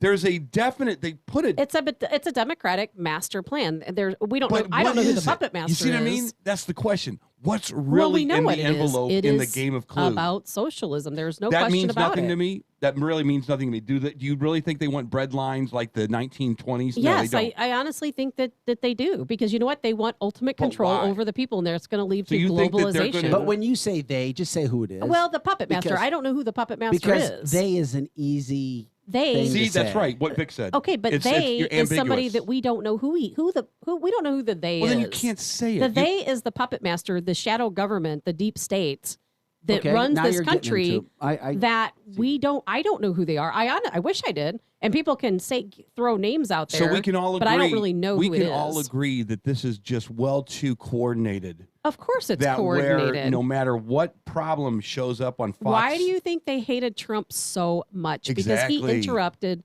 the plan they were already had in place. They were already on this trajectory, and then they didn't expect us to come out like we did. Brexit going smooth. Exactly. You had European Union kind of being questioned. It's not just the United States. It's a global plan. And we are so censored here. Did you guys see the video of the North Korean woman who went to a liberal college here in the United States and said that the curriculum and the ways the teachings were actually more censored and restricted here than they are in North Korea? That should terrify everyone. She's a North Korean who came here. She says the indoctrination. She said this. Korean. North Korean. It doesn't even have a grasp yet of the English American... was her third language. Exactly. Just to give you an idea. And when you listen to her, and she's not getting paid to say what she's saying. She's not trying to promote a political agenda. She's scared to death. And when you listen to her talk about the quote, and the indoctrination that's going on at American universities is worse than what is in North Korea. That's what she said. Yeah. She's North Korean. I saw that. Then last week, I can't remember her name. I can't remember her name. Xi Van Fleet, who experienced Mao communism in China. And she's on the school at the board critical meeting. race theory, going, you don't understand. This is communism. This is an Asian American saying this. And we're supposed to listen to Asian Americans and love everybody, right? And she said that in China they used classism. North Korea. Was it no, this was China. We're talking about two issues. She said in China, when they were switching over, they used the same thing. Instead of race, it was classism. Look at the haves and the have-nots, and that's how they divided everybody. Well, guess what they're doing with race? Isn't this cute? So they're dividing everybody. That's two major stories coming out in the last week with two Asian American, North Korean and Chinese women coming out saying, wake up, what's going on in this country. But the liberals are and it doesn't have to be Republican or Democrat. It does not have to be that And I think way. that was at Columbia University, I believe she attended. Yes, correct. The North Korean. And it's terrifying to me. But the thing is that until we hear these stories, we may not even realize how censored and how far we already are into socialism until somebody actually tells us. It is. But here's the thing, and I can't remember if I told this story on the air or not, and it was an eye-opening experience for me, and I don't know what our listeners and viewers kind of experiences you've had, or if you went to college or experienced anything. I went to the University of Missouri. I love Mizzou. I think it's an amazing state university. I really do. Love the school. My daughter's headed there. But I go back, I'll show you my age, to the fall of 1991, and I'm in a history class, and I love history. And if there was anything I could do with my life with history, I would do it. Mm-hmm. The history professor screamed at a kid. This was like Rush Limbaugh's show started to become popular. Maybe it was 92. Yep. Because remember he used to sell the GOP hats, or it was like promoting GOP. Well, there was a kid who had a GOP hat on. And this is a lecture of like 300 kids. Right. He singled out this kid. This is all the way back early 1990s. If you ever wear a GOP hat in this class and think you're going to pass, you got another thing coming. Hasn't anybody taught you yet? And he was trying to joke about it. He wasn't mean, but he started screaming out to this kid. I'm like, what the hell is going on? Because, I was like, and I've you didn't never even seen anything understand the like dynamic of what he was saying. Not a little bit, I did. But after, it was like, he was basically telling everybody, conservatism is not accepted here. Wow. Right. And that was early 90s, 91, 92. Yeah. So then you fast forward almost 30 years later. Yep. And just think of how much and what's going on. Right. That was the big. That That was should put the things in seeds being perspective. planted in the soil, and unfortunately, we've been deaf, dumb, and blind to it for the most part. We've gone through our high school and our curriculum, and we haven't seen this stuff. But right now, you're seeing a fully grown oak tree in front of you that has been there for some 30, 40 years. You're not going to get that oak tree out of the ground that quick. You are going to need some serious help. And unless, and come back to Tabitha with this, unless you start to see backlash, unless you start to see the soccer moms and the soccer dads, they're the only ones with a chainsaw that can bring this thing down. I agree. Otherwise, and I'm so glad you said better that. start looking for beachfront property in some tropical island and just live out your days there. And I'm not being sarcastic Eric, either. I agree with you 1,000 times over, because I want to read to you guys a meme I posted the other day, because it's so relatable to exactly what's going on. And I have often compared what's going on now to what led up, not to the Holocaust, but in the actions that led up to it. This thing I posted the other day, which was very resonating with me, it said it didn't start with gas chambers. It started with one party controlling the media, one party controlling the message, one party deciding what is truth, one party censoring speech and silencing opposition, one party dividing citizens into us and them and calling on their supporters to harass them. And it started when the good people turned a blind eye and let it happen. And that's exactly your point, is people have to, you can't turn the blind eye. You have to speak up, and you have to call out, because if we continue down this path and we continue to turn the blind eye, it's going to be on our doorstep and we won't be able to do a thing about it. So do you still think that the soccer moms, as I call them, do you think there's no chance? I'm asking you, do you think there's no chance in hell? I think the problem is that when you say the soccer moms, I see the soccer moms as being a lot of the liberal progressives. I think that they're But do you think they're turning. Bill Maher liberal progressives who Bill Maher said, I'm not into this. Whatever's going on, I'm out. I see people in the way they voted in St. Louis County and St. Louis City, and it terrifies me. So you don't think that there's a chance that they go, what the hell have we done? This is not... I mean, there's a lot of Republicans. They're not there yet. There's a lot of Republicans There that will voted. be many. There will be many who do that, but they're not there yet. There's a lot of Republicans that did not vote for Trump because of his texting, his tweeting. True. And that's what I'm saying. How many liberals that have 3 kids at home that are going, I don't think my kids hate African Americans. I'm done with Eric, this. I know a person who is liberal who actually said the other day to a group of people that they wish Trump would die. They wish death on him. That there are people out there who are like this. Now, I've got a friend. He is helping his niece in so many ways, and she screamed at him. They fought about Trump, and it put their relationship in a bad situation, because it's like, don't you realize? Look at everything, but this is what's happening. Is the teaching, and she, is in high school. And a major They're high school brainwashed. here, and said no, and it was that's his perspective. And they started at a young age brainwashing kids. And guess what? You can't reason with people. And Tabitha's direct, calling it brainwashing. It's basically one motion or one idea is pushed. Absolutely more than so. another. But we're going to continue to talk about. Hey, guess what? We'll come right from the break.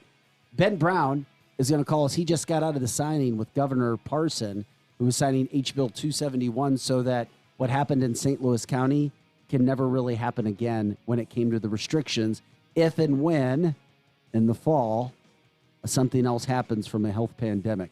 He's going to talk about what happened. We'll come back with more Edge, the fastest 2 hours. Dang, only about 30 minutes left. Eric Johnson, Brendan Shanahan here, Tabitha Hassell, and Vic Faust of Fox 2, back right after this.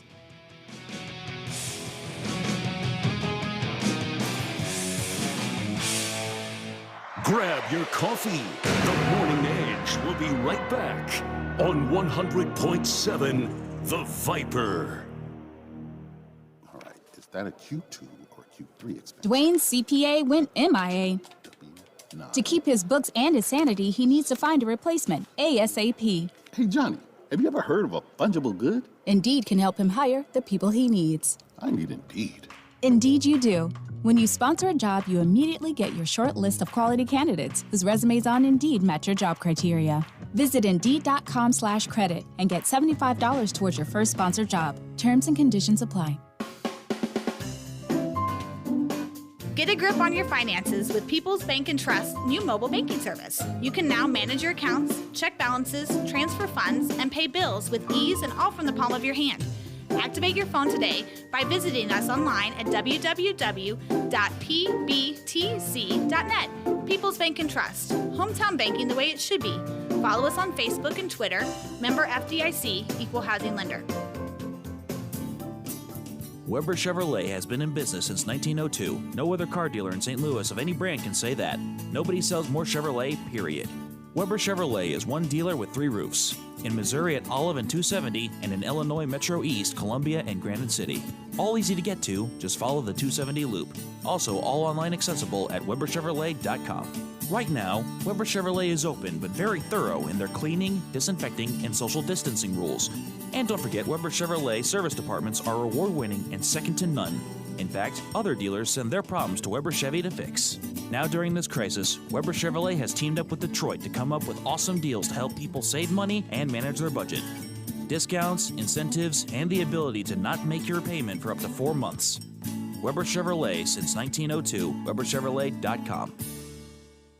This is Tabitha with a quick message from Rankin Technical College. At Rankin Tech, on average, each student has more than 5 job opportunities when they graduate. Technical careers have a starting salary up to $60,000 per year.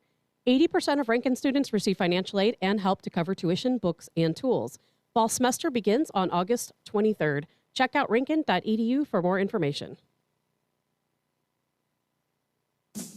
Midnight Auto Supply in St. Peters carries a full line of automotive parts and paints. They're a PPG Platinum distributor of automotive paint and industrial coatings and auto body shop supplies. For over 40 years, your hometown auto parts store is Midnight Auto. Stop in at Midnight Auto Supply in St. Peters, just off Mexico Road, 447-4000, 447-4000, on the web at mid-niteautosupply.com.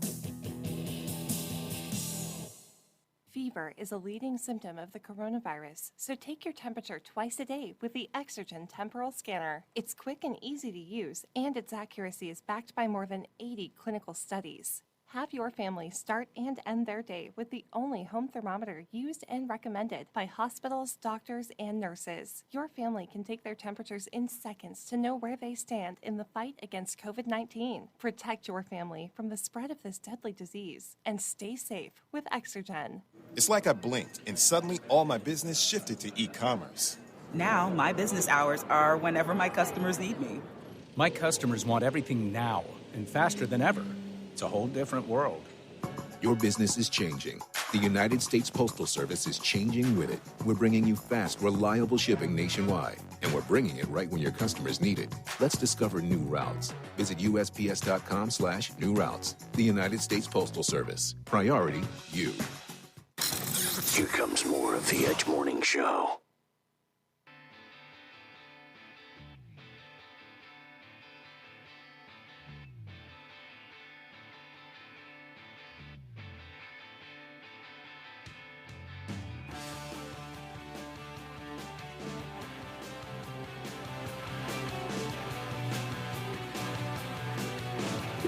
Hey, welcome back to The Edge, everybody. Thanks for listening. Happy Tuesday, June 15th. What great weather we have throughout the St. Louis area. I'm sorry, if you're a summer person, if you like the warm weather, this is the place to be. It's going to be a beautiful day today, We isn't almost it? set a record yesterday, too, by the way. Believe me, we came within 1 degree of setting a record, according to our chief meteorologist, Glenn Zimmerman, on Fox 2. And by the way, thanks for watching Fox 2, 5 and 9. If you didn't notice, we finished number 1 in every TV group at 1. So thank you, one newscast. But thank you again for 5 and 9 and keeping us number 1. Hey, Eric Johnson's here, Brendan Shanahan, Tabitha Hassell, and Vic Faust of Fox 2. Ben Brown on the phone, owner of Satchmo's Bar and Grill, friend of the show. He's been on several times, also running for state senate. You just came out of a bill signing with Governor Parson. Give us the latest, Ben. I hope everything's all well with you and your family. Yeah. Good morning, guys. It was certainly a beautiful day for a bill signing. Just got out of the ceremony here at the Capitol, and Governor Parson signed HB 271, which will effectively restore power to the county council. It also places limitations on any orders that can be placed in a state of emergency. It bans vaccine passports on public transportation, so it has a lot of good stuff in there. Wait a minute. So if it bans vaccines on public transportation, then kids shouldn't have to wear masks on school bus anymore, should they? I don't know how that would be interpreted and applied to that, but I certainly agree with you there. Because right now, it was a big story yesterday, and we covered it last week. Kids in the Rockwood School District, if they're riding buses to school in the summer, and they have to wear a mask because it's public transportation. Just for parent in the Rockwood School District, just to make sure that that's something that's going down right now as well. So this is something that's a very good point. Yeah, and it's the largest school district in the state. So I just wanted to get that out there for our listeners. Hey, Ben, what's going on now with HB 271 moving forward?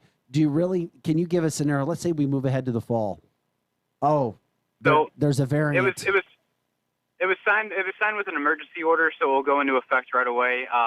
Regarding anything that would come this fall, it's a great step in the right direction. I think it will do a lot, particularly my industry, the hospitality industry. I think it's been hurt because people don't really have a sense of job security, so it ensures some protections there. It still does allow for the county council to enact orders and extend them. Ultimately, I think we need to get to where nobody has this kind of authority, something more similar to the HB 1358 that we were following in the previous session. I think that's ultimately where we need to be. This will help in the short term, but we don't we don't know that the county council makeup is always going to be the same. If that changes down the road, we could still end up right back in the situation that we are in. Oh, go ahead, Eric. Oh, no. I'm just saying, so the optimism on this for, like Vic was saying, what is the optimism that we never see the, Sam Page's, I guess, a grip on power? How does that work in the future exactly? So this places limitations to where there couldn't be one-man rule for an indefinite period of time like we saw with this pandemic. It will only allow an order for up to 30 days, but the county council can actually step in and terminate any orders at any time. And also, if it's not voted upon by the county council to extend that order, any order would automatically expire in 30 days. I'd almost be okay. I would be less pissed off if there was a county council and an executive that kind of, it was more than just one person. I think I'd be all right with that because they obviously been talking amongst each other. They knew something, but there was at least a check and a balance. So I think that's a good thing. Yeah, and I think that's where a lot of the frustrations came with many people, that there was just no accountability, no oversight. I know many people in the media even try to reach out and say, hey, what was the data to support these decisions? And they felt like they didn't have to reveal anything to the public. They thought they could do pretty much whatever they wanted because there wasn't any accountability. So my hope is that this will act, not only will put up safeguards, but it will act as a deterrent in the future because we know that there are going to be more people that can be held accountable if something like this were to happen. Right. Well, we appreciate the update today. Anything else you wanted to give us an update on while we had you on the phone, Ben? Because we always appreciate everything you're doing. And I have in a the question promotion. Oh, then for go Ben ahead, before. Tabitha. I thought you were done. No, well, my question's not related, so I wanted to finish that topic before I ask Ben. Ben, you're obviously the owner of Satchmo's. Can you tell us anything about what's going on with supply and demand in the food industry these days? Oh, it's a little chaotic right now. We have, not only do we have issues staffing, like we're closed 2 days a week right now just because we don't have enough staff to stay open our normal hours.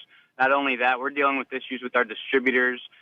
Sometimes we can't get certain food products. Sometimes we can't get certain beers or liquors. So it's a lot to try to navigate right now. Are you having to raise prices because of supply and demand?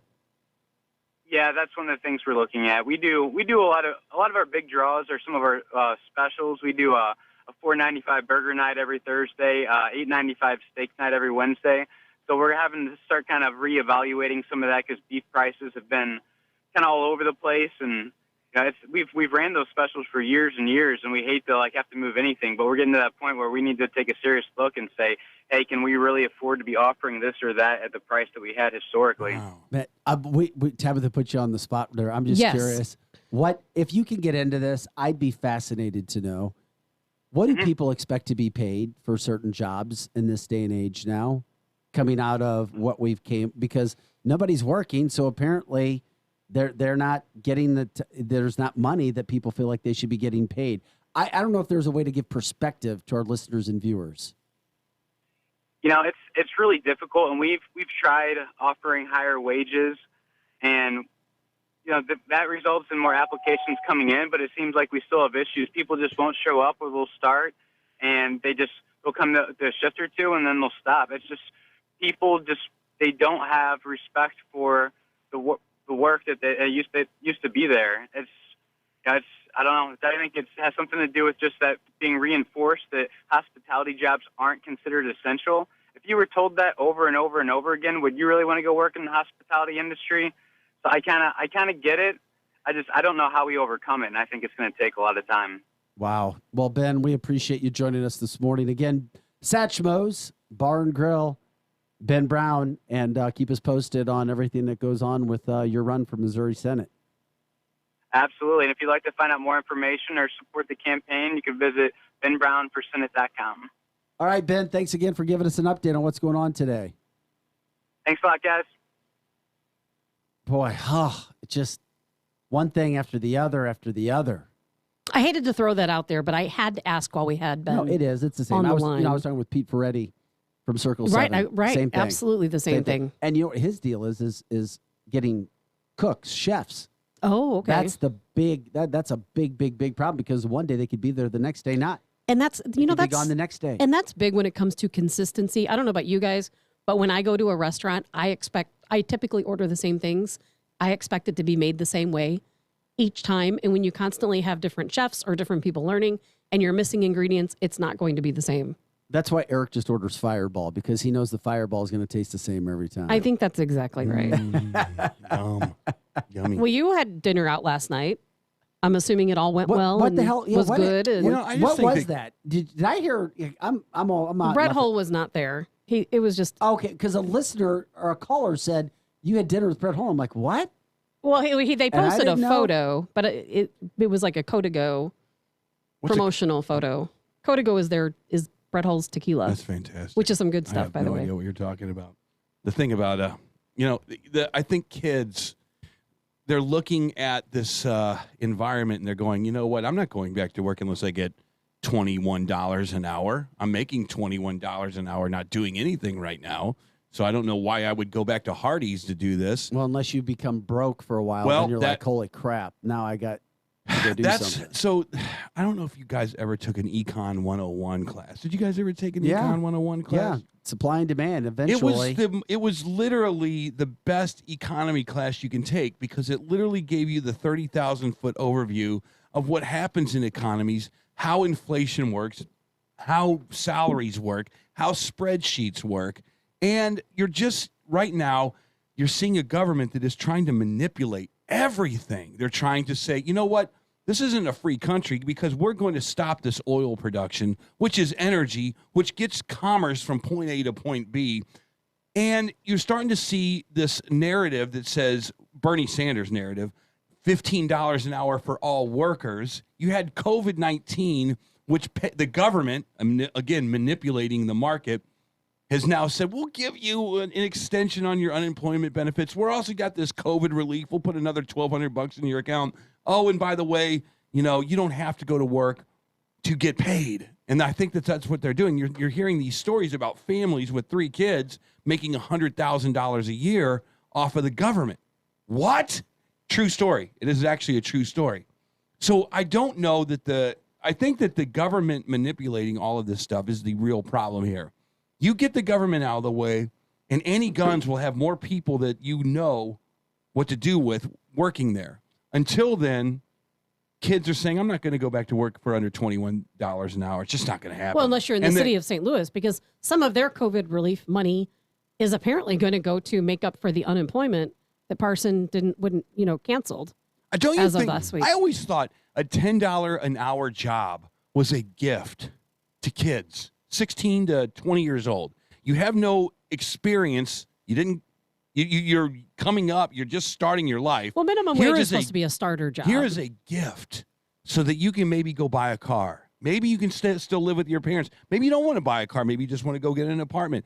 I did it on a $10 an hour job. Pantera's Pizza right there in Cave Springs when I was a kid. I had an apartment. It was Sunkissed Apartments, and I was so proud. And that was the kickoff to my life. But $10 an hour back when you were getting that at that age, I wasn't getting huge. that. No, it was probably $5 an hour. Okay. It was not. It's a tough subject for me because I'll tell you what, I know people who make less than $15 an hour.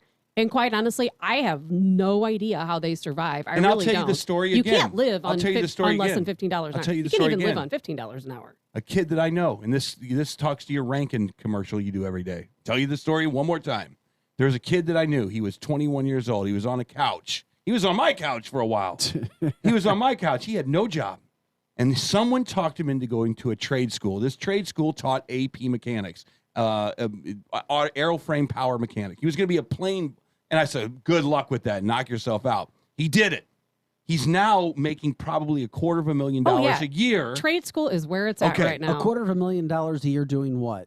Working on engines and working on small planes and doing everything. There's no He's got a question. house on Bainbridge Island over in Seattle right now. And it's an amazing story. But that's the story that every single person that you run across could have, And no matter where you know live. what, Eric? And I'm not saying this just because they're a sponsor, of the show, but it's not just Rankin, it's any trade school. Correct. They're all amazing. And you know what? Right now, I promote that so heavily, like in my own personal life, way before Rankin ever became involved, because, I know my mom's friend, I think it's her grandson, He just got out of high school, went to school to be an electrician. He makes $150 an hour right now. But they're not promoting it in high schools. They're not. Tell me if because it's not if liberal I'm enough. wrong. Let me know. You are absolutely right. What high schools are really promoting Rankin Tech and promoting tech schools, because I'm not aware. But once again, I keep an open mind. Teach me, educate me, let me know. You are absolutely correct. Because I can also tell you this. It's also got a bad rap when it comes to females. Like, oh, what female? Yeah, I'm going to high school to go to trade school.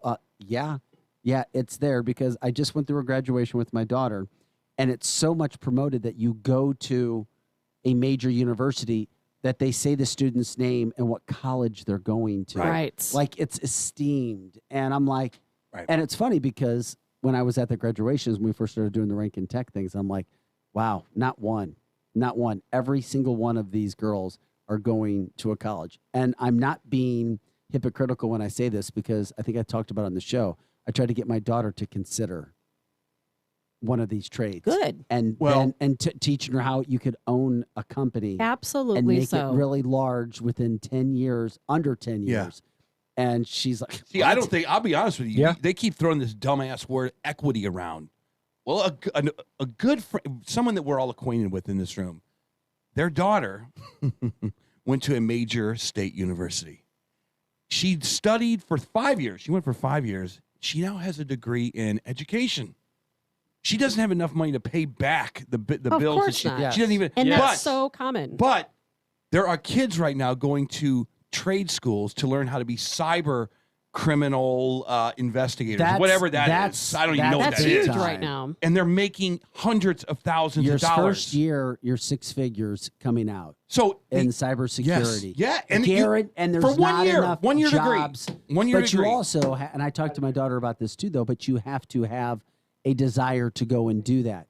But a lot of kids do because they love being in front of college. I hope they do. These kids they're like, I don't want to program websites, but oh my God, this cybersecurity crap is fascinating. And they go and do it. And these multinational companies will hire them at hundreds of thousands of dollars a year to make sure they're not getting hacked. I have been. Well, guess you're what? right. Guess absolutely what? Right. The word equity in education is a worthless word. It's a ruse. It's a farce. Well, it's not all it means about nothing. traditional school anymore because, you know, unless I want it to be a doctor or an attorney, I have no use for a typical four-year college degree. You're going to come out of college with what, $200,000-$300,000 worth of education bills, and you'll never be able to pay I look back. at this Columbia, Missouri's, Harvard. I look at all these Notre Dame, Mizzou, whatever. Lindenwood. I look at these schools as a relic of the 70s and the 80s. I really do. Because when you go there and you're a dumbass parent who hasn't done their research, your kid is going to get indoctrinated. Sorry, sucks to be you. In most but colleges. hey, you know what? Shut up and pay that $50,000 a year bill. Just shut up. I know. And Eric, like Vic said, you know what? When I was younger and I was in school, it was all about shop classes. They taught all of these different things in shop classes. And what shop class? They don't do that anymore. But they know. really don't do that stuff anymore. You know, it's so odd to me. And now what we're having is a shortage of people. You know, I had some pipes. We had a pipe break in a rental house during that crazy winter storm. Mm-hmm. And I'll tell you what, it took weeks to get a plumber. They charged $175 an hour for a plumber to come out. And they were booked solid. Yeah, booked if the solid. TV thing doesn't work, I'm ready to become a plumber. I was at a vacation home 2 years ago, and I felt bad because my friend's sink clogged up.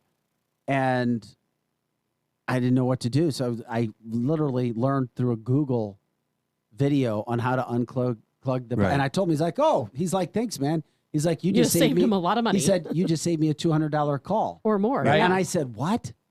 And he's like, yeah. And he's like, and it would have taken till Thursday. And this was on a Sunday. And I said 4 or 5 days later, he's like, oh yeah. He's like, there aren't enough people doing it. I'm the youngest of 9. My father was a plumbing contractor.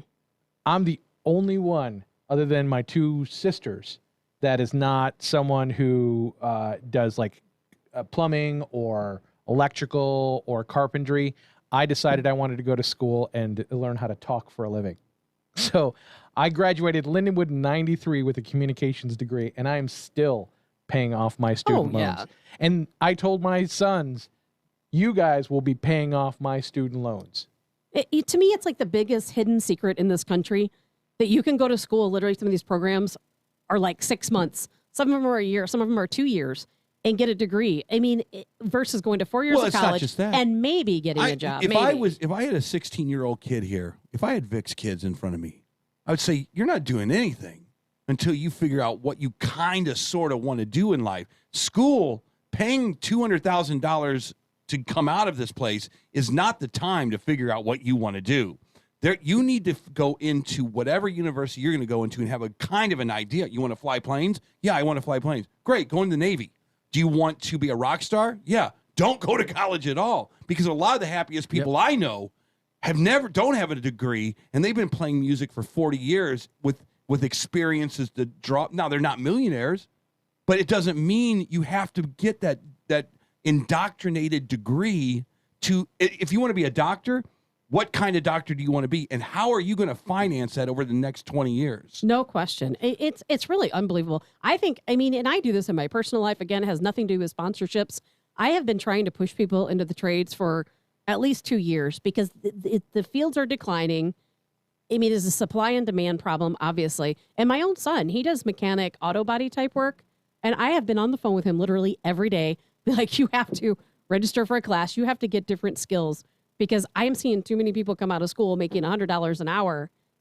And if you could do that in a year, why wouldn't you? And then the number one way of building wealth, ladies and gentlemen, do something where you can be an entrepreneur. Absolutely. Of course. Be your own boss. Absolutely. You have to. Self-employed is the only way, in my opinion. The only way to become. The only way. You can't do it through investing, in my opinion. You can't do it through working for someone else. No. You can't do it any way else other than being an entrepreneur. You can be in control of your own destiny and right. your own money, and what you put into it is what you get out of it. Yes. So what would you do to be honest with you? I wish I was an airline pilot. I wish that I went down that path. And I would never have been wealthy doing it, but at least I'd be doing something I enjoyed, which is also important. But if you want wealth, and I'm speaking to every community in St. Louis, find out something that you can do that the masses will pay you for. Vic just said it himself. If I had a van that said plumber on it, you could make about $2,000 a day. I realized it quickly. I was like, oh, my God. Yeah. I like what I do. I've struggled for many, many years to get to where I am. Because being a television news anchor and being compensated fairly, it's not easy. Right. And I'm like, holy crap. And it's volatile. Yeah, it's volatile. It can be. Yeah, it can be. But then I was like, damn, you could have made $200 for that quick call. Yeah. And there's a need for it. I was like, oh, my God. Still had a cocktail. And that's life-changing. Woo, a lot of these kids, and especially a lot of these kids that work in fast food, why would they not go to trade? I don't understand it. Man, it is crazy. Hey, when we come back from the breakout, Eric, we'll leave you with this. We'll tell you how many wives this guy has, how many kids, how many grandkids in India. This might blow your mind. I've been waiting to tell you this all day, Eric. Okay. You're listening to The Edge. We'll be right back.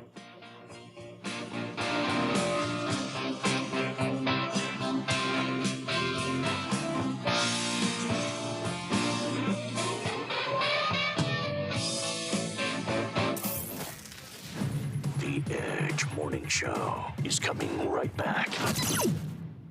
Whether you're a pro on the job site or managing properties, clean and safe is your #1 priority, and Lowe's has the pro-grade cleaning supplies you need. We go beyond the basics, bringing you commercial cleaning from top brands like Clorox, Zep, and Rubbermaid, and in larger sizes so you can take on any cleaning job knowing you have the quantity you need. Shop Lowe'sForPros.com and have your items delivered or pick up in store. Lowe's, the new home for pros. U.S. only. Hi, Conrad Bellman at Bellman's Car Connection in St. Peters. Right now, we're paying top dollar for your pre-owned vehicle. At Bellman Car Connection, we'll take anything on trade, van, Jeep, truck. Spring into a quality pre-owned car, truck, Jeep, SUV, or van today. The inventory is always fresh, so hurry in today before someone else buys the one you want. Bellman's Car Connection in St. Peters at Highway 70 and 370, where you will never pay the max. Online at carnection.com. Contractors Flooring Supply is your open to the public U.S. Corette, Casabella, Neptune, Nova, Metrofloor, and Mohawk waterproof flooring specialist. 12 mil wear layers with premium pad attached at $247 per square foot. 20 mil at $297 a square foot. Nylon residential super dense carpet is just $287 per square foot installed over 8-pound lifetime Mohawk cushion. Dreamweaver Frisee carpet at 99 cents a square foot. Contractors Flooring next to New World King in Warrington. Good morning, privates! Good morning, Drill Sergeant! I mean, seriously, what a pleasant morning. The sun is shining and the birds are chirping. You seem to be in a good mood today. Astute observation, Private. Astute. He's probably happy because he found out Honey Nut Cheerios can help lower cholesterol as part of a heart-healthy diet. So, in lieu of the obstacle course today, I propose a nice meditative nature walk. Does that sound delightful to everyone? Yes, Drill Sergeant! Have a change of heart with Honey Nut Cheerios. Learn more about Honey Nut Cheerios by picking up a box at your local store. Life can change quickly when this happens.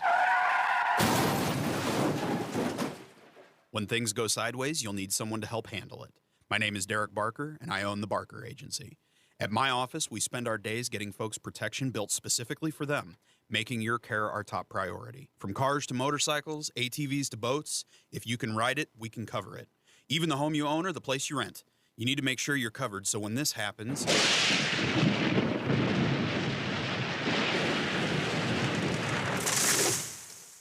you're not left out in the rain. Without the right protection, it only takes a few seconds for your life to change drastically. And it only takes a few minutes to pick up the phone and speak with a member of my team to make sure you're protected correctly when it does. Call the Barker Agency at 866-D-BARKER or stop by the office at 935 Waterbury Falls Drive in O'Fallon.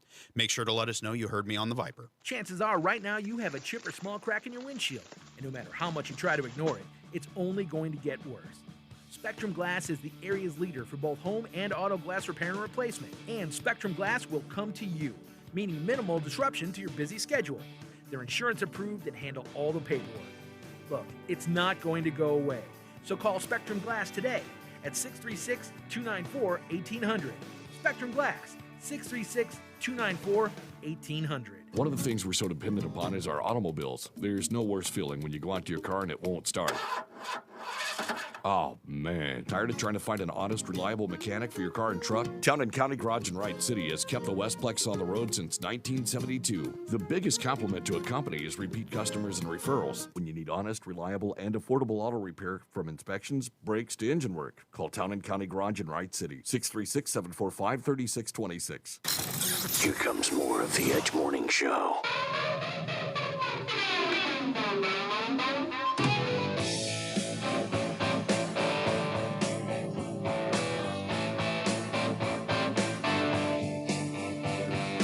Hey guys, welcome back to the show. Coming up tomorrow, we're going to talk with Jane Duker at 8:20. We're going to find out what's going on with St. Louis City and St. Louis County Police, what's going on with the county federal funds with Sam Page, what's up with his reelection. Jane Duker will get us caught all up. She is in charge of where she represents from a legal standpoint St. Louis City and St. Louis County Police and what's going on with crime. There's so much to go and talk about with Jane tomorrow. So we appreciate Jane. Let's come out tomorrow and say, Jane, can you just come to the dark side, become a Republican? Ask her that question. What do you think she'll say? She'll say, you're out of your effing mind. And we don't want everyone to be Republicans. Yes, we just want more We don't want moderate Jane to be a Republican. Democrats. We'll flip her ass. There's always going to be two sides, but we want more people like Jane on the Democrat side. We're an open-minded show. We invite everybody. Yes. And Jane brings, and that's a Democrat calling out a Democrat, Eric. I love Jane, despite her Democrat status. I mean, the biggest thorn in Sam Page's side is Democrat Jane Duker.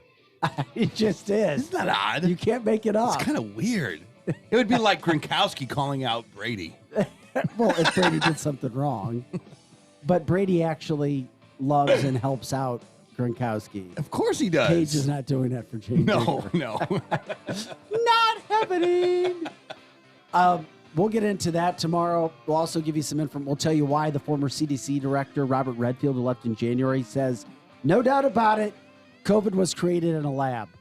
And, we'll get into that. Plus, why these lotteries in St. Louis for federal dollars may not be legal to get people vaccinated. There's so much to talk about. I can't wait to talk Plus, about that. Eric, before we go, the man with the world's largest family has passed away. Zayana Chana leaves behind 39 wives. What? 89 children. Oh my God. And 36 grandchildren so far. He was the head of a local sect in India. He is believed to have the most wives and largest family in the world. Can you imagine in a couple decades, a couple centuries from now, half the people will be able to be traced back? There's a picture of his entire family. I saw that. That's insane. What is it? Is it Genghis Khan that's got like he's related to almost everybody? That's or exactly like, what's going to happen with this It's like guy. he's a CEO in that picture standing in front of a Fortune 500 company. I mean, so silly. How can you afford it? That is a You would company. need a Fortune Do you know 500 company. My mom has 34 grandchildren, and she only Holy had 9 cow. kids. So, I mean, that's interesting. That's All a right. lot. Is that? And that's being celebrated. That's like no pain, no gain kind of a thing. I don't know. That's just 39. I'm not going to get into this. 39 wives. a lot of my rock star friends are kind of like that, but they just don't know who they are. he's like Antonio Cromartie. What Ted would you do Nugent. with 39 wives? One for every day of the month. And then some. No, And then so some. were there marriages, then divorce, then No, marriage, they're then all, divorce? I think, all married at the so same there was time. polygamy kind Yes, of thing? yes. Yes, it's all at allowed. the It's same allowed. time. No. It's India. Eric, it's legal and accepted and allowed even by the women. He was a busy guy, if wasn't there's he? a stunned, how does that work? Very simply. Tomorrow on I'll the explain edge. it all to you tomorrow. Wow. Biology lesson at 8:45. Hey, thanks for listening again today. We had another awesome show. We do it every week, every day, Monday through Friday, 8 to 10 a.m. on the fastest 2 hours of talk radio. If you don't believe us, try us. Give us a week. You'll see what we're about. Eric Johnson, Chris Knight will be back tomorrow. Brendan Shanahan in the house running the boards. Thanks, Brendan. Tabitha Hassell. I'm Vic Faust of Fox 2. I'll see you tonight on TV at 5 p.m. and 9 p.m. I'll be wearing a navy suit. I'll be wearing a white shirt, Eric. With a purple tie. And I'll be wearing no purple tie. Not with that. I'm gonna pop a blue tie tonight with that. Okay. Like a light blue tie. A Smurf Lamborghini blue tie tonight. Checkerboard style. There you go. Have a great day, everybody.